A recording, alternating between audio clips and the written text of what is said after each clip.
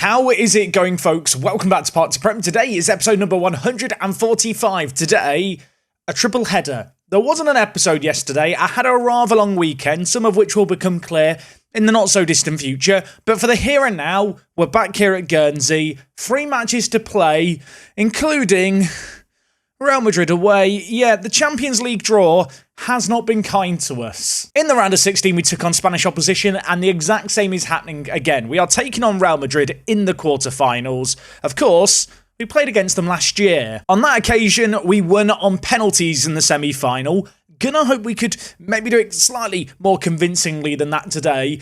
I'm not sure my heart can handle another penalty shootout like the last one. 3 matches to play today, the first of which is against Manchester United. Top goal scorer Addons, he's playing for the Mexico under-23, so he's not available for today's FA Cup game either. 3 matches to play, let's get them underway. Manchester United coming right up.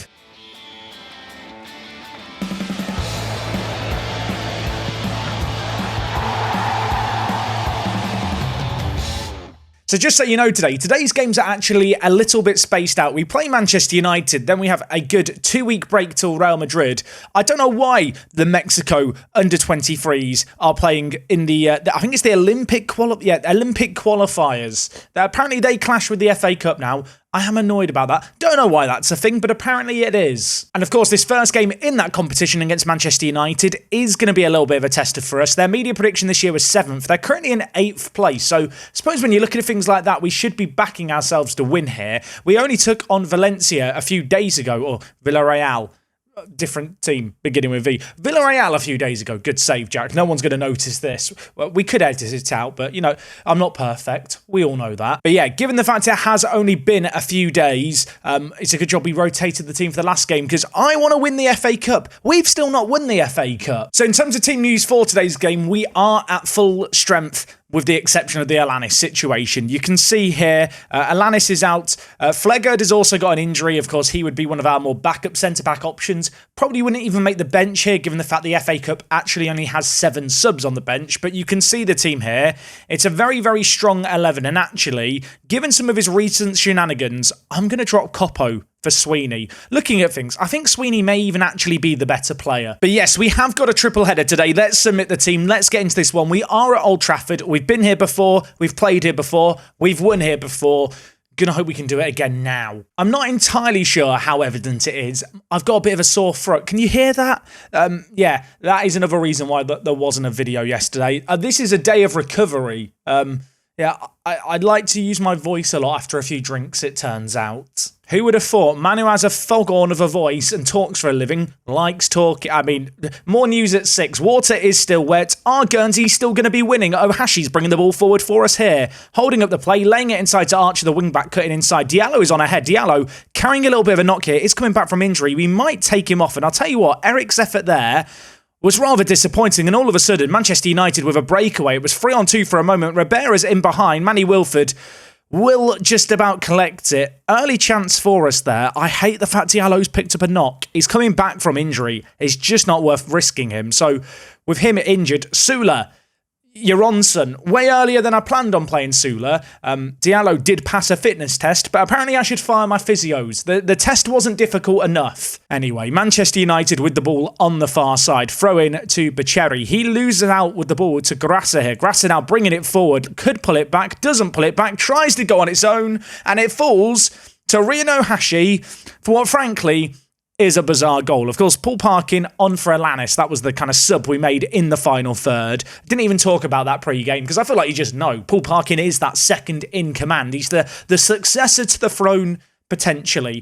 Grassa bringing the ball forward here, though, as a defensive midfielder, just as a reminder. The ball ping-pongs around, and Rian Ohashi, I mean, he only has 8 finishing. I think a player with 1 finishing could have scored that one. 10 minutes left of this first half. Hasn't been a whole host of chances either way. Manchester United edging out possession, but with one really good opportunity that, let's be honest, overinflates our XG.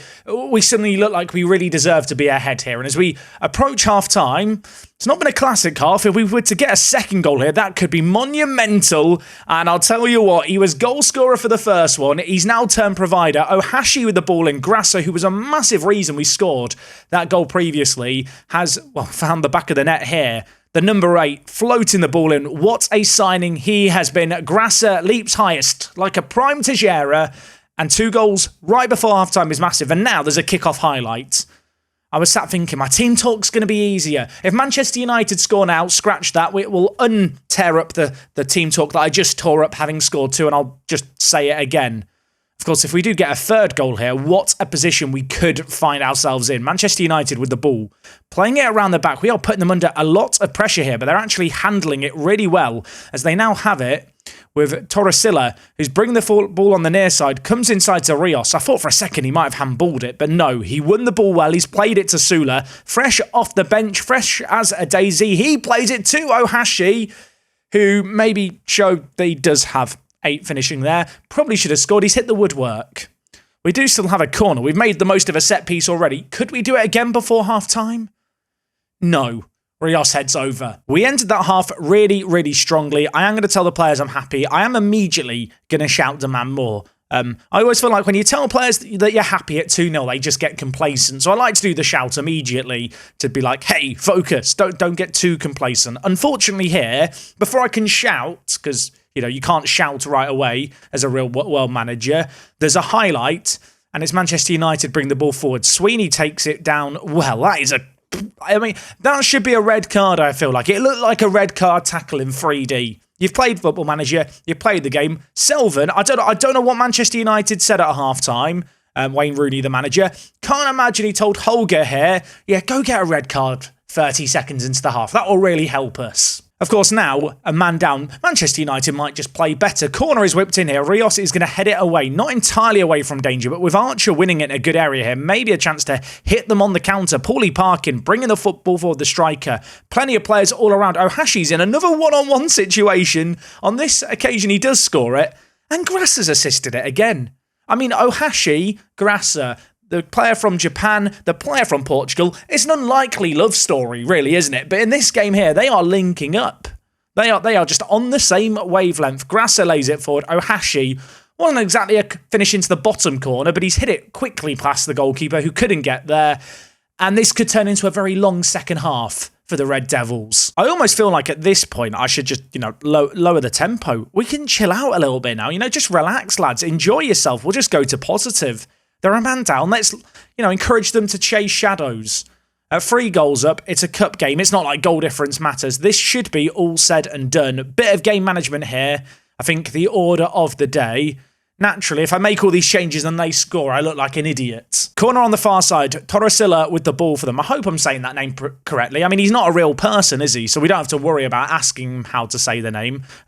Torresilla? Probably Torresilla. He's Spanish. Torresilla. Good pronunciation, bad one. I feel like with the amount of Spanish away days we've done in the last few years, I'm basically fluent in Spanish from reading road signs. Henderson with the ball at the back for Manchester United, looking to play it forward. Manny Wilford, save for the cameras, making sure the cameraman behind the goal got a good shot there as he dived over dramatically for it. Giamfi bringing the ball forward, does get caught out in possession. I thought for a moment Cadman might be able to win it back for us, but well, better late than ever. He's won the ball there, the number 11. What a sliding tackle that was by a player who isn't really known for his defensive ability. And having got that tackle in, he's now involved in the build-up play. We're knocking it around superbly. Sula, you melon. That would have been a goal of the season contender in terms of well-worked team goals had he actually hit the target and scored. 10 minutes left. Probably should have made some subs sooner, but we'll make some subs now. It's not exactly been a vintage second half performance, but having taken the lead, being 3 goals up, then being a man down, this has been rather plain sailing. I thought this game could be a banana peel. There's a few big teams still left in the FA Cup, but Manchester United was a pretty difficult draw, and we've made it look rather straightforward. In the second half, the chances have slowed down. Even if they were to get 1 goal back, I'm not going to panic too much too soon here, because ultimately there's such a big cushion. Time is against them, and Manny Wilford's in goal. He wants the clean sheet. He's not going to give them a goal out of pity anyway. It was going on quite well, wasn't it? And then Eric has just got injured. He's been forced off through injury. He was trying to play through it, I noticed, for a minute or two. Eric is quite important to our team. I'm going to hope it's not a serious injury. If he's out for a long period of time now, what was meant to be a day of celebration, a day of enjoyment, is going to be a concern. The one thing that I'm holding on to as a crumb of comfort is we are about to have an international break. he will have a chance to recover for that. Oh, I hope it's not bad. Please don't be bad. This game's done. We're going to win 3-0. Okay, full time in this game. Straightforward second half, really. The sending off, the early second half goal really did make things easy. Great team performance into the FA Cup semi-finals. That means another trip to Wembley on the cards. Now, all I care about is the Eric injury. Where is Eric? What's the injury? 3 to 4 weeks with a groin strain. I'll be honest, he is one of our best players. There's a reason he's described as a world-class midfielder. And I think with that injury, even though those kind of Real Madrid games are a little way away, he's probably going to be injured for them, annoyingly. Unsurprisingly, Ohashi with 2 goals and an assist did pick up man of the match. What a revelation he's been. I feel like I say it every single episode. He's just getting better and better. Now, between the first game against Real Madrid and now, we are playing against Tottenham away from home. But just having a quick look at the Premier League table, we're in a rather good position. 7 points clear of Man City with a game in hand. With that in mind, I don't feel a need to worry about league games just yet. So full focus on the Champions League, a run out against Tottenham to follow. I will see you guys in a few weeks' time. Hopefully Alanis is back from Mexico. Otherwise, I really am going to be annoyed. So Tottenham disposed of convincingly. 3-2 win. Good result. Minor issue. Diallo got injured again. I don't know what to do with this man. He gets injured all the time. He's 32. We've signed him as a short-term option. And when he plays, he's absolutely amazing. This is his 3rd injury in 5 weeks. And it is getting a little bit annoying. Yeah, he's got 19 assists. Yes, he has one of the best ratings in the Premier League this season. In fact, if we look at average ratings, he is second behind only Cadman. But he's not here half the time. And that is frustrating. Especially because he would be a rather useful player to have for this next game. Away against Real Madrid, Andres Villas-Boas is their manager. Yeah, he's 62 in this save game. Looking very good for a 62-year-old, I have to say, with his face cam pick.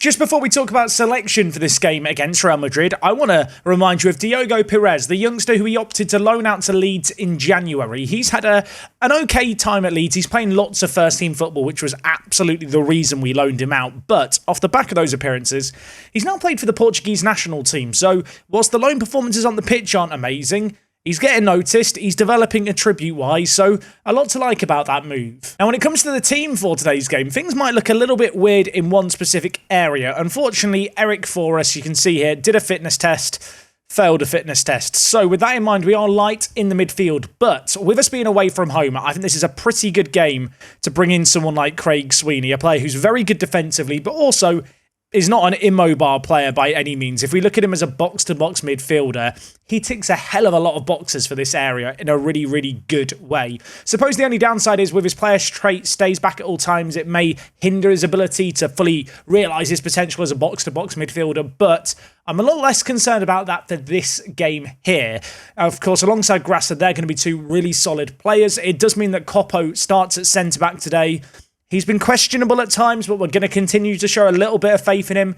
Elsewhere in the team with Diallo out and also Sula suffering a little bit of a knock. You can see here, passed a fitness test, but not 100% happy with it. Huntjens is the man who's going to come in and play out on that right-hand side as the inside forward. It's a bit of a shame he's right-footed, playing on that right-hand side, but he has got a fairly strong left foot. He's capable of cutting inside. Of course, he has had a torrid time with injuries. And of course, in a team where we've not had that many injuries, that right attacking mid position has been a constant issue. I'm going to hope he's going to be the solution to that problem today. Of course, as you may have noticed, Alanis back from Mexico duty. Hopefully, he's going to be big here. First leg away from home.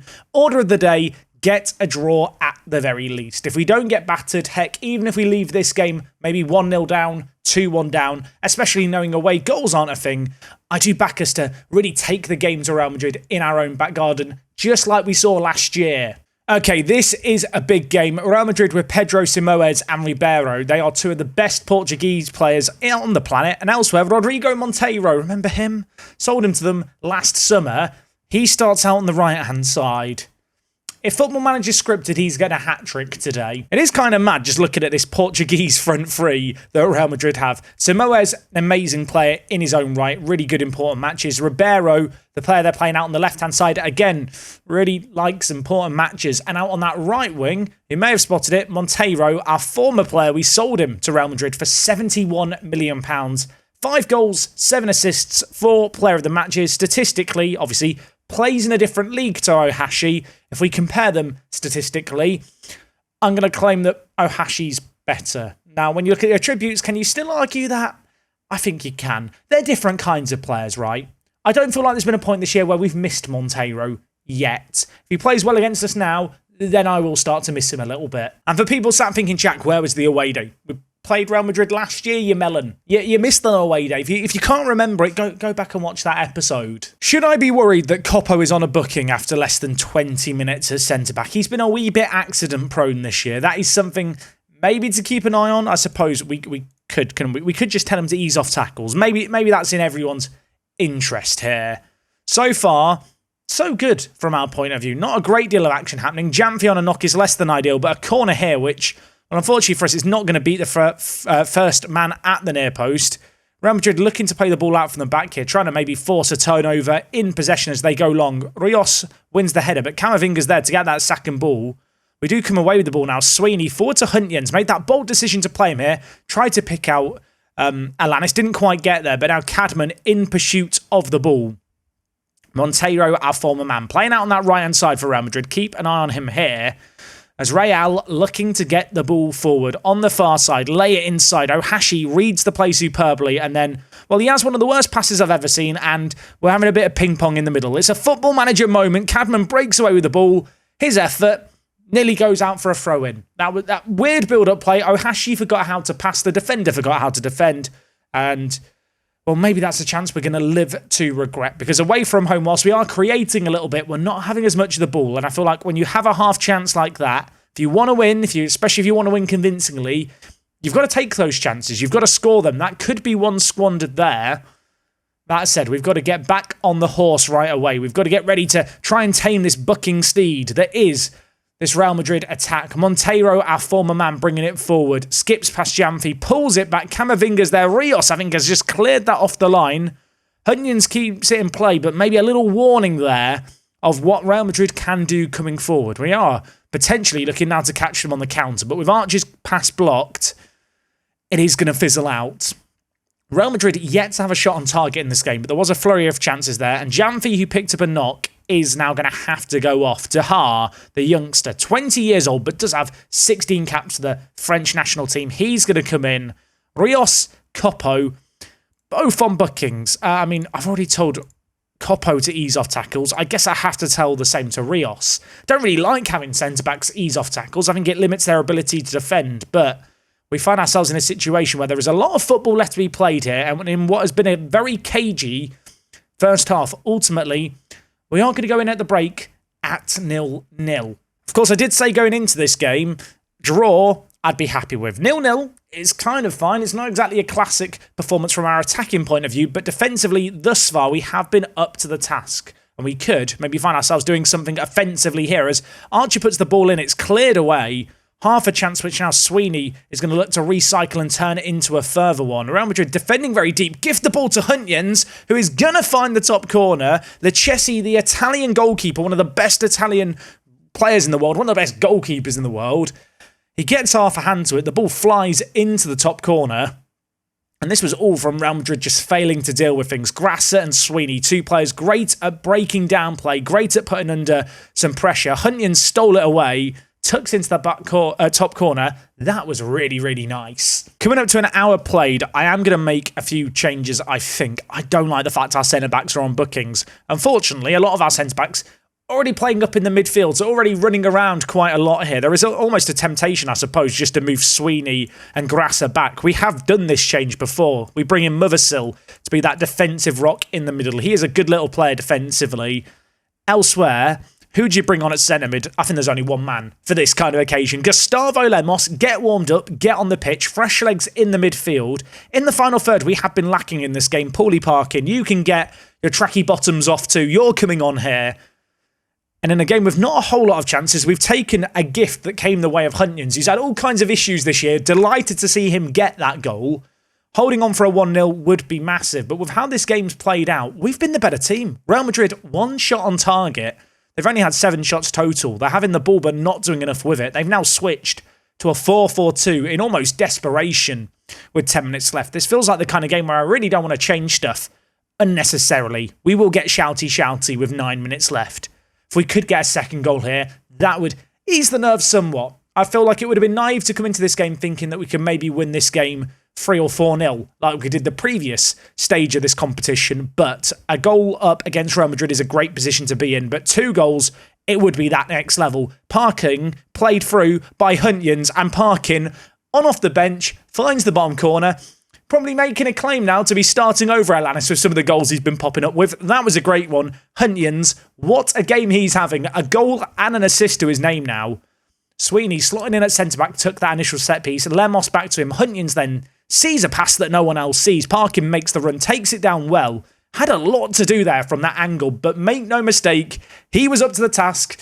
That's a big goal, I feel like. There is still 4 minutes of added time here. We are not even into that just yet, and there is another highlight going on. Mothercell caught out of possession. Samoa is still on the pitch, but has been very quiet in this game. Sweeney and Grasser have had him in their pockets for periods of this game, and now Parkin, who's already got 1 goal, is bringing it forward. It falls to Gustavo Lemos, and you're thinking, cometh the man, cometh the moment.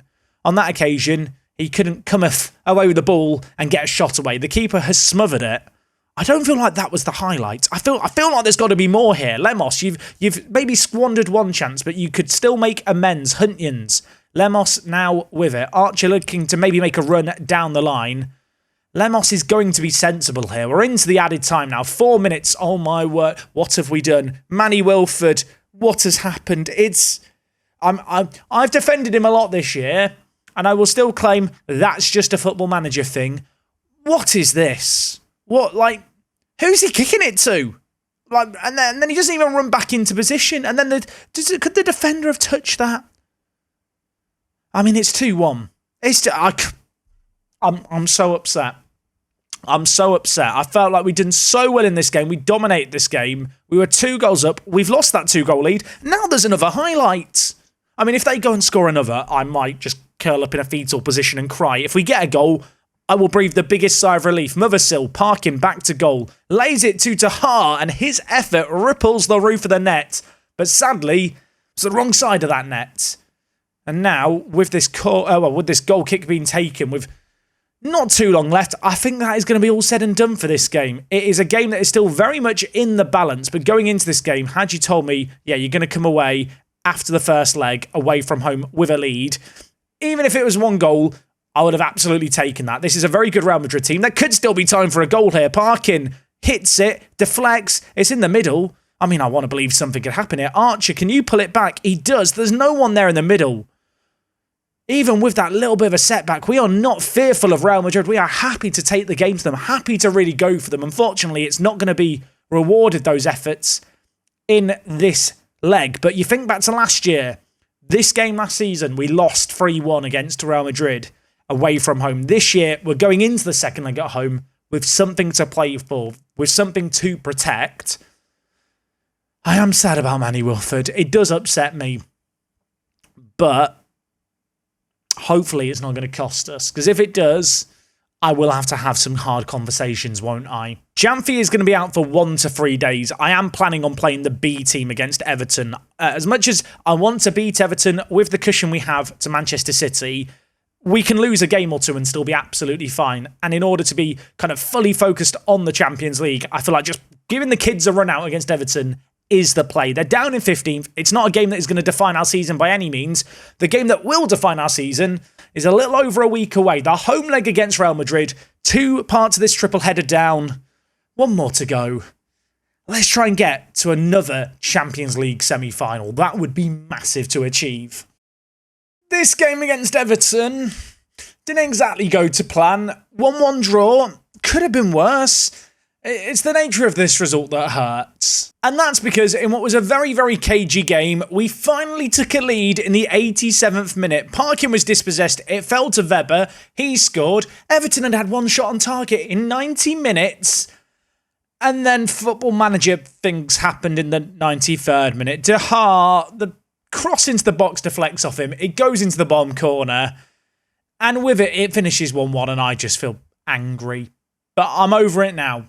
I think. With that result, we do remain top of the Premier League, only 5 points ahead of Man City now, but we do still have a game in hand, and with just 7 games left of the season, we are still in a pretty good spot. And as a result of that, we're not going to worry about the league today. Instead, it's all about this second leg of the Champions League quarter-finals. We have just beaten Real Madrid away from home. We've done it on the road. Eric is back for today's game. He can play 75 minutes. Huntjans, what a performance he had last time out. Really, really impressed me in that last game. He's going to get a chance to show us what he's all about. Elsewhere in the team, though, it's a strong 11. It's 11 where, to be honest, I'm realising I kind of want Sweeney in the team. Sorry, Coppo, Sweeney's in. Elsewhere, I am starting Parkin up front over Alanis. I feel like Jaime, he's been a little bit hit and miss lately, and he needs to just sit on the naughty step, think about what he's done, put him in timeout. He'll be fine again in a week. We're going to submit the team for this game, get into this match. Real Madrid at home, 2-1 after the first leg. We have to back ourselves to win this one here. We've done it before. Last time we played them last year in the semi-finals, we were 3-1 down after the first leg, and that second leg at home, we dominated. I want to repeat that performance. Of course, Eric and Ohashi adding that bit more quality to the midfield we didn't have in this fixture last year. And with them added, I want to believe they can be difference makers that are going to make this, well, what would be a third year in a row where we reach the Champions League semi-final. And of course, the long-term name here is, this season, could we make it 3 Champions League wins in a row? That would be unheard of. That would be a ridiculous achievement. This feels like a big test for us still, though. Still a lot to be done. Got to keep our heads in the game. Let's make it happen. Highlight very early on in this game. If we get the first goal, that will ease the nerves slightly. If Real Madrid were to get the first goal, suddenly it's all square. It's 2-2 on aggregate, and there's a long 90 minutes ahead of us, plus, well, potentially extra time and, well, dare I utter penalties? I hope not penalties. I can't handle them. Armand bringing the ball forward for them on the near side, however. Nice build-up play here. Ohashi back doing some of the dirty defensive work. And now Huntjans holding it up, giving it to Wilford, who had that clanger in the first leg. I'm keeping faith with him. You know, we had a bit of an error against Everton with the own goal. We had the Wilford clanger in the last Real Madrid game. I want to believe we've got them out of our system. Today, we have the potential to show up. And one man is showing up inside 2 minutes. Paul Parkin, we made a big decision to start him here. £125 million we paid for this guy. It's taken a while for him to get going. This year, I feel like he really has arrived. Huntjans as well with the assist is great to see. The finish there is superb. Great first touch, just wraps his foot around it, finesses it into the bottom corner.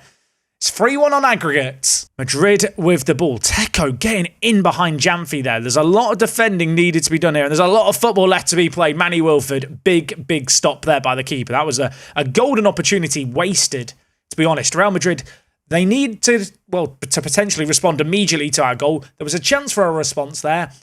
Wasn't exactly a good one. Madrid with a goal kick, looking to play the ball out from the back. We're putting them on under pressure straight away, trying to force that turnover. They've worked the ball nicely, however, to beat that initial press. And we do look a little light in the midfield all of a sudden as the ball is switched towards Camavinga. It's cleared away, but only as far as their right back, and Real Madrid retaining the ball until Eric wins it back. He might only be on the pitch for 75 minutes, the world-class centre-mid. He's won the ball superbly there. Huntjans squares it. Paul Parkin scores. It was an absolute tap-in. They linked up for the first one. They've linked up for a second one now. It all came from Eric winning the ball in that midfield position. We worked it nicely. Real Madrid caught all out of shape, and Huntjans here, intelligent pullback. Parkin did well just to watch his run, stay onside, tucked it away, and now he's on for a hat-trick. If you were wondering, by the way, that is Camavinga in their midfield. No, it's not a regen called Camavinga. We're 18 years into the save game and he's still starting for Real Madrid. That's like a terrifying thing to imagine in real life, isn't it? The fact that we could be nearly in the year 2040 and Camavinga is young enough, he could still be playing aged 37. I know he's retiring at the end of the season. He's still absolutely insane in this game. It's bizarre, right? We're 2-0 up in this game, but Real Madrid have not had a shortage of chances created. Not as many of their chances have been shown as highlights, it feels like, but we have to be wary. This is not done yet. Don't think because we're 4-1 up, it's safe. They have quality. They have the ability to finish. We've punished them so far, though, with some great finishing. Could it happen again? Eric, back post, Cadman going to have to latch on to that overhit cross. Keeps it alive and lays off to Jamfi. He's going to give it to Sweeney at the edge of the area. Grasser, Sweeney. They were linking up in the midfield last game. Slightly different predicament this time. Ohashi. I mean, it's a ridiculous effort from range into the bottom corner. The flag is raised. It's going to be checked by VAR. If this is onside, what a finish that would be. Unfortunately, it's not onside. The flag's raised. Ryan Hashi, 40, had his 20th goal of the season from midfield. It was actually Cadman in the build who was offside. I mean, he's not interfered with the play there. Earlier on this year, Ohashi had a goal that was ruled out or wasn't ruled out when he was offside. You might remember it. I feel like that one shouldn't have been ruled out. Am I going crazy? Am I taking crazy pills? I feel like the offside rule is weird. Obviously, it feels like it's changed with the introduction of VAR. You know, what is interfering, what's not interfering. I don't think Cadman interfered there, but as I rant away about the offside rule, the second half whizzes on by, or the first half whizzes on by. As we approach the second half, we're 4-1 up. We are still in a really good position. Real Madrid, though, they're going to want to set the tone for this half. An early goal, 4-2, doesn't look nearly as convincing, does it? If we do get the next goal in this game, I feel like that is game over. If Paul Parkin gets the hat-trick, I don't know how he's going to celebrate it, but it'd be one of his best performances ever in a Guernsey shirt. That said, still a lot of football to be played as Archer's going to win the ball. And between him and Hunyans, they've battled away. And now, not for the first time, Hunyans trying to whip that ball towards Paul Parkin on that right foot. Eric trying to win the ball back, but Real Madrid on this occasion do retain possession. And now they are looking to bring the ball forward on the near side. Teco with the ball. Options in the middle. He picks out one of them. It's Pedro Simoes, who was absent in that first game, did not show up by any means. He's took the ball away there. Unfortunately, he hasn't got the mental capacity to know how to pick up a football. You know, picking up objects, very confusing, both in Football Manager and in real life. It's an unorthodox celebration. The finish was good. I think he tried to go and pick out the ball and Football Manager things happened. He didn't get the ball. I think I am going to make a change here. Eric, coming back from injury, not exactly 100% here. I'm going to bring in Dylan Mothersill to play that defensive midfielder area, but actually, I'm going to slot him in as a Segundo Volante. He can naturally play both centre mid and centre defensive mid. Just feel like with what's left of this game now, it's about being sensible. Real Madrid actually don't play with a centre attacking mid, at least right now. They could change their system. But with them playing a 4-3-3, I feel like we can really isolate their lone striker by having two defensive midfielders just there cutting passing lanes. And, well, now that I'm expecting them to get that bit more direct, that bit more attacking, I feel like that could be in our interest to just make sure we see things out here. As Hunyans is played in impossible angle, but it's made possible. I don't know if that was a cross that was blocked, a shot that was blocked. The ball looped up in the air. Parkin scores it. He's got 3 today. Because this year in Football Manager, you get the reverse camera angle on replays in Europe, because it's a weird bug. We can get a better view here, yeah. Okay, the crossing was not a good one. It deflected off the defender. We've got very fortunate. Parkin, though, was the man there to mop it up. It's 3-1. We have that 3-goal lead reinstated, and it could go from bad to worse here, because Ohashi gets it towards Sweeney, the header only just over the bar. I do feel like we should acknowledge the fact Hunyans is currently on a 10.0, Parkins is on a 9.3. Two players who you could argue haven't been regulars this season in the first team, be that through my own team selection or due to the injuries they've had. But on this stage here, in this game here, they've looked superb. Pedro Simoes gets the ball, takes it around Wilford, and scores. Is he offside? He's not. I don't know what Wilford's done there. Is this a Football Manager thing? Am I in denial? I feel like goalkeepers this year in Football Manager just do more weird stuff. We've seen it this season with our own goalkeeper and the opposition one. Wilford, he's not covered himself in glory, I'll admit it. We're all thinking it. That was not good. I do see a lot of comments actually about Wilford being like, Jack, why do you keep with Wilford? Firstly, he is a very, very good goalkeeper, and we've never lost a cup final because of him. There's this weird kind of misnomer that until this year, we're aware, of course, we lost the Carabao Cup. He's been an issue. We've never lost a cup final until this year with him. He has been superb. And equally, if we just look at his awards and his milestones, he's constantly in the kind of World Goalkeeper of the Year kind of top 3. Like there's just a general lack of goalkeepers in this universe who are actually good. Simsek won it this year. The Chelsea, who we're playing against for Real Madrid, has been the dominant goalkeeper in this save game. Don't get me wrong, he is amazing, but he's 31 years old. He's on £425,000 a week, and as we've seen in this game here against Real Madrid, you can have the world's best goalkeeper. It's not going to stop our team scoring 5 against them. I don't know. I feel like this year's been a weird year for goalkeepers in Football Manager. Maybe I'd just rather blame the game than blame Wilford, but Let me know your own experiences. I've not played as much Football Manager this year, but I feel like it's always just been a Football Manager thing that goalkeepers, you can't put too much stock in them. They always have kind of slightly lower star ratings than outfield players because they get lower average ratings, and the rating star system takes kind of into account recent form, but it kind of does it using the average rating, which for goalkeepers just feels like an unfair measurement. Maybe I'm crazy. Maybe I'm not. I mean, we've scored 6 against the world's best goalkeeper. Goalkeepers don't make a difference in this game. This game's just about scoring more than the other team. It was Janfi with this ball, left foot, whips it in. Rios leaps highest, he scores, and this game's done now with, 10 minutes left. Do realise, probably, could have, should have, maybe will now make a few more subs. Lemos, on you come. Dehar, on you come. Flecker, do you have some minutes, my friend? Who else wants to come on? Diallo? We'll give Hunyans a standing ovation. The man's just got a 10.0 rating against Real Madrid. I'm clapping. Parkin's on a 10.0 as well. We've got 2 players on 10.0s. How do they decide who's going to be man of the match? I think they should wrestle for it, sumo style. I feel like that is the only fair way. We'll mark out an area where the semicircle is and they can fight. I was going to say to the death. Maybe not to the death. Maybe we'll just do a sumo wrestling thing. Fighting to the death is perhaps ill-advised, given the fact this is, as a reminder, only the quarter-final. There's still another game or 2 or 3 to play after this. They've scored a goal here, and I almost don't want to acknowledge it because it's a very Football Manager goal. Archer, one of the best right-backs in the world, doing his best assist for Ribeiro there. It's 4-3 on the night. It's 6-4 on aggregate. Am I celebrating prematurely? I'm going to time waste. Let's just get these last 2 minutes dealt with. There's another highlight here. Even if they score now, there's not time, is there? Surely not. No, it can't happen. Lemos. We want 7. I want a 7-goal thriller. Diallo takes it down on off the bench. Great save by the keeper there, but Parkin, well, I was going to say keeps it alive. He's almost run it straight out of play. There is still another highlight here. I want to sit here and be like, if Real Madrid get one more in the next 30 seconds, I won't worry.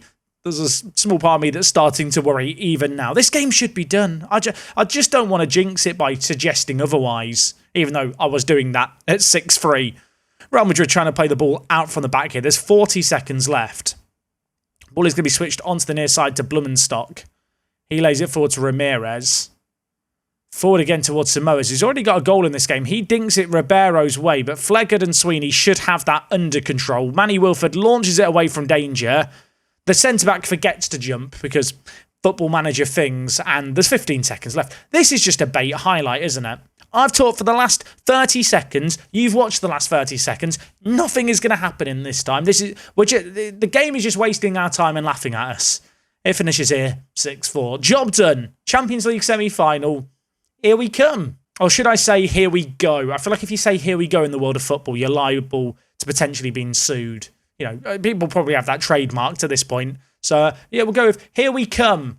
Doesn't sound as good. If you're wondering, I think Hunyans has picked up man of the match. There you go. Hunyans ran the show. He was superb. 3 assists, 7 key passes. I mean, given the injury he had this year, he's not had much time to shine. In this episode today, I'm now sat thinking, what could have been? How ridiculous could this guy have been had he not broken his knee? I was going to say broken his leg, but no, it was a cruciate knee ligament injury that he had, sadly. Regardless, we've beaten Real Madrid. We get £9 million. And in the next round, we're going to Portugal. We have an away day we've not had before. And it's against Porto. That feels like a big game. I'm sure all the Benfica fans who are annoyed I didn't do the Benfica away day this season in the group stage are going to be completely rational and calm about the fact we are going to be doing the Porto away day. Where do Porto play in game? They've not moved stadiums in game. They still play at the Estadio do Dragão. I guess this is like something dragon. I don't speak Portuguese. Either way, we're going to be heading to the lovely city of Porto next time. Did see some people recently mention the bank balance being a bit negative. Yeah, obviously, with all our wage spend, we are losing more money than ever before. £4.2 million on wages. Perhaps worth remembering, we did sign all those youth players during January. That was quite a lot of Wonga that we just kind of spent on all of them. I was going to sit here and say, we're within budgets. I'm doing what the board have asked me to do. Technically, we are over the wage budget. Can we have a bigger wage budget, please? Can we make that happen? Increase wage... Next time we might not be in the red quite as much when it comes to overspending on the wages, but if we are, you know that request just there got denied. Anyway, folks, I do hope you enjoyed the triple header today. I have to say, I don't know if you can hear it in my voice, I do feel pretty sick right now. I thought it was because I've been shouting a load, and I'm actually wondering if I'm coming down with something. Hopefully that's not the case. Hopefully I will be back with another video tomorrow. If you have enjoyed today's episode, as always, do drop a like on things. It does help out the channel. Let me know your goalkeeping experience this year in Football Manager. Has it been similar to mine? Have you had a world-class goalkeeper who was good? I'd actually like to know. Let me know down in the comments. Until next time, take it easy. It is me, Jack. Have a lovely rest of your day. Sorry there wasn't an episode tomorrow or yesterday. We should be back tomorrow. I hope. Let's hope I don't get sick, otherwise I will be really, really sad.